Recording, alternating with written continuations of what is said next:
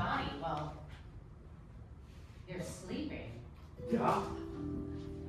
The movement and the scent that it emits and the sounds. What's your name again? Rashonda. Rashonda, Jesus. Yeah, I mean, there's just something. You gotta go. Yeah, I'm sorry, you gotta go. You gotta go. This is ridiculous. I mean, I'm not gonna let you eat me. Or go take your car. Tiny little bites and. That's the same thing as eating. Tiny little bites is eating. Is it? Yes, of course it is. I don't know. Rashonda, please. Just go. I don't want to be eaten. When was the last time that you had just a little munch? Somebody took just a little peck. A little taste. Yeah, I get it. Never. It is never. I mean, I've gotten hickeys. I've received hickeys. So then you don't know if you don't like it. No, I've never bitten into someone, so no. I guess I have no idea what I'm talking about. So But I maybe thought I it was could. down. Maybe. Maybe if you just sat down. Maybe if you just. Rashonda, thank you so much for coming in on the recommendation of a friend of ours. This can be really informal. You don't have to answer anything that you don't want to, but I do have a couple of questions. So I heard you like to watch people sleep. I do. Okay. Something about vibes with you, no big deal. You're curious about eating people. Oh, no, I'm curious. Okay, cool. That's fine. Are you ever tempted to urinate or defecate in the sandbox and bury it? Did you answer? I did not. Oh, if you need a minute.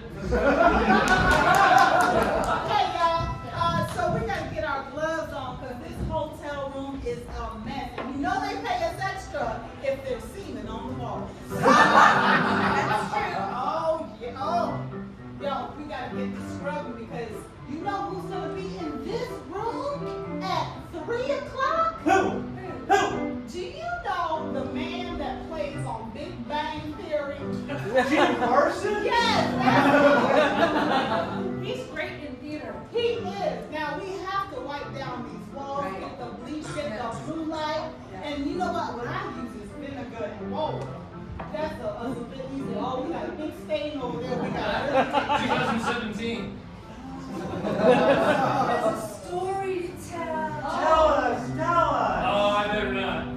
Tickle you. Oh, wash your hands. we have our gloves. We have our hotel. Oh, that's good. I have a feeling you're the kind of storyteller that when you start telling the story, it's like it's being acted out in front of us. Yes. See it live.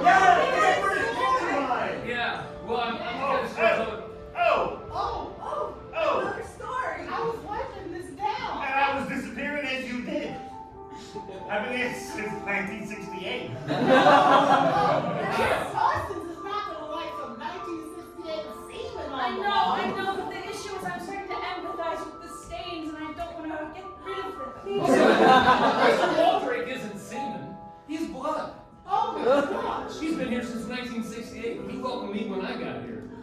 I'm semen.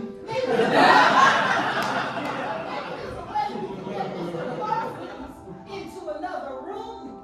It's gonna take us forever. And we could keep this room for ourselves. Oh, When we're feeling lonely, we can come in and chat with the stains. I didn't even think about that, Latrell. I know what we can do. Great idea, Latrell. Spread, we can put the stains in a bucket and put them in a special room. Like you Oh, just said. we could put it in the break room for those times when we have to work those overnight shifts. And we're feeling lonely and we just want something or someone or something or some. I'm not sure yet to talk to.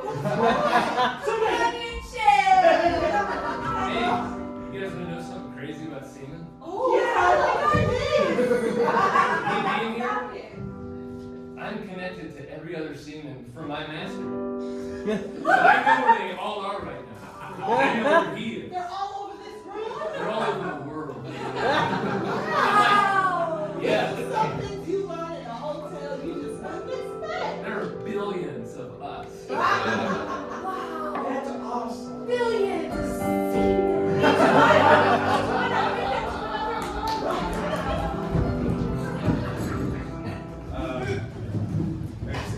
Excuse me. I'm Trevor's dad, and I wanted to talk to you. I don't know about trouble. It's just you were on the field trip, right? Yeah, I went on a field trip.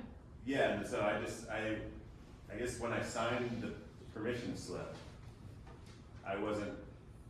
Trevor came home and told me that he lost his virginity on the field trip, and that's not what I signed. That's not what I signed the form for.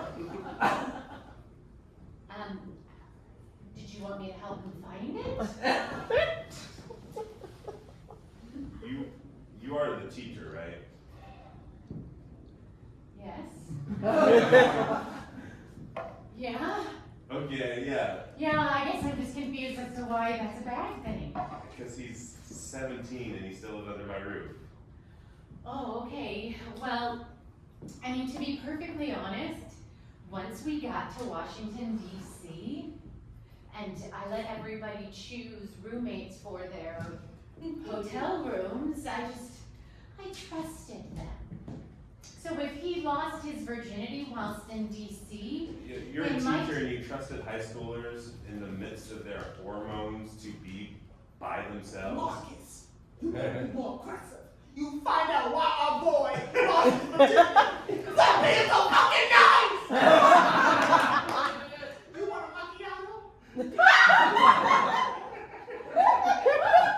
I think what you need to understand is that 17-year-old boys are practically men, and if someone's not going to let them make decisions or choices on their own, then someone has to step in and help them. Okay. So What you mean you help? You better not have touched my boy. Marcus! I just think that maybe if your son was 17 and still a virgin, that says to me that maybe there's like a parenting problem. Okay. I think it's not a problem, but look, I'm trying to be the nice guy here. Well, you I are just so want to, nice, yes, I and just maybe want to this talk to explains why your 17-year-old was still a virgin. I just wanted him to learn about the history and the Constitution and like see the Declaration of Independence and have a nice time in D.C. I didn't want to come back and hear about him spending 7 minutes and a half. Marcus, that's unacceptable! You better get angry! I'm angry. I'm bad parents! I'm a good mother! And you're a good father! You want some? You want a croissant? Yeah. I warmed it up.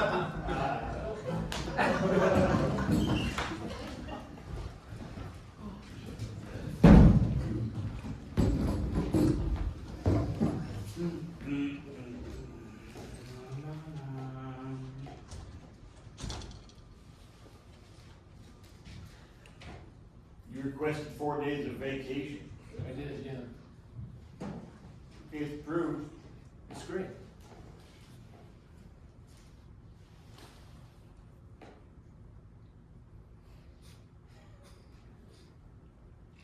You going somewhere? I'm sorry? You going somewhere on vacation, someplace different? Yeah, we're going to all the battlefields of the American Revolution.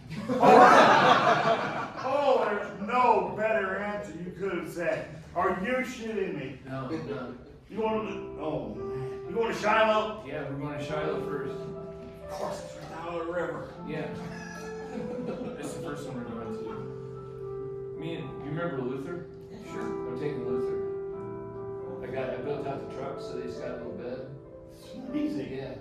It's going to be like a last final trip for him, kind of, right? Yeah, I'm going to put him down at Antietam. Oh, God! I wish I had any personal days left. I used to stupidly to watch stupid basketball. Hindsight's 2020, but I wouldn't sweat it, you know?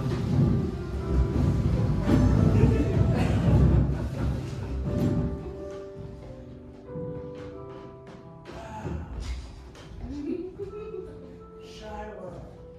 Yeah. Are you thinking of the American Revolution? Yeah, that's right, buddy. Soak it in. 3 days until you're gone.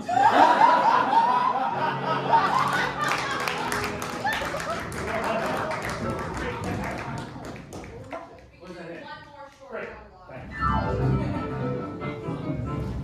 Yes, I have to finish. Because I'm manifestly here, not in any Chinese prison. right? So, the ambulance, they did arrive. And I walked them upstairs to the room. I have to give regular Joe credit.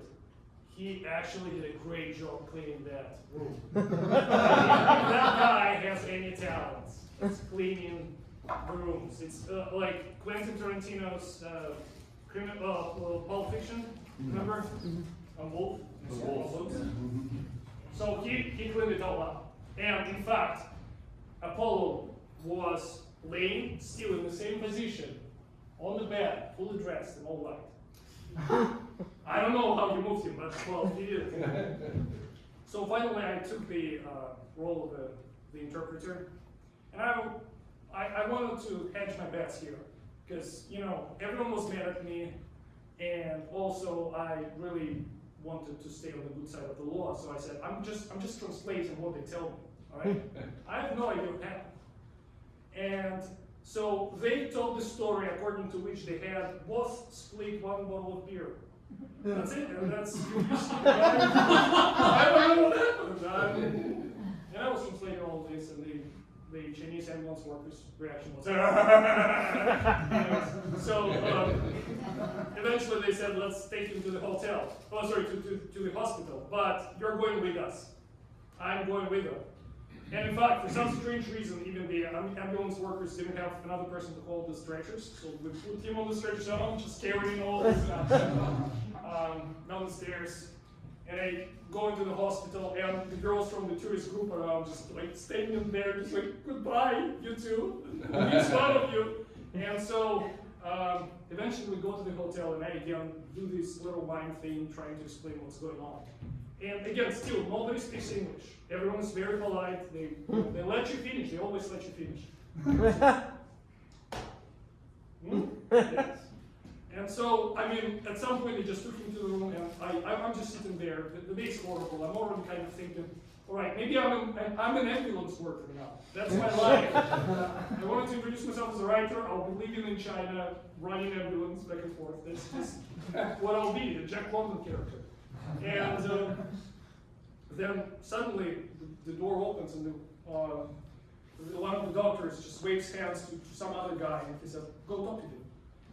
And so this little happy Chinese old man, just like, it's a day, he just decided to stop by the hospital. And by the way, that's another thing. In other countries, people just stop by the hospital sometimes. Well, in America, I know, but that's just, he happened to be there. And he was asking some questions, he wanted to check something, it was paid by the state, so he's just walking by, he sits by me, and I'm like, I understand that probably he's the interpreter, so I'm starting to tell the story in my best English, and my best English was not good at that time. And he stops me, and he speaks to me in perfect Russian, and he says just, okay, can you tell me what the fuck is going on? So I said, okay, this can wait. How do you speak such good Russian? And he tells me that, back in the Soviet Union days, he used to work in this wood cutting place. He was a lumberjack and blah, blah, blah. We are bonding now here. Okay, so I'll be running the ambulance. I'll have a grandfather figure in my life. It's starting to feel like a Jackie Chan Kung Fu movie almost. And eventually he says, well, tell me what actually this weird guy is doing there. And I tell him the story, and he says, okay, hold on. You'll tell me about your life later. So he walks in, walks out, and he says, you know what, just find me next time. And he walks out. 5 minutes later, Apollo shows up. And by the way, Apollo didn't wear shoes. We forgot to put on shoes. So he's showing up in all white and just like this. Really bored. And the grandpa, by the way, explained to me, they think that he just, got pink elephant kind of problem. They just gave him like the basic, water drink, and that's it. They hydrated him back into the world of living. And so I'm approaching him and I'm telling him what the fuck was going on. And he says, no, it was my heart. I just, I'm young. I have heart problems, and that's it. That's what happened. And I say, yeah, you're a bullshitter.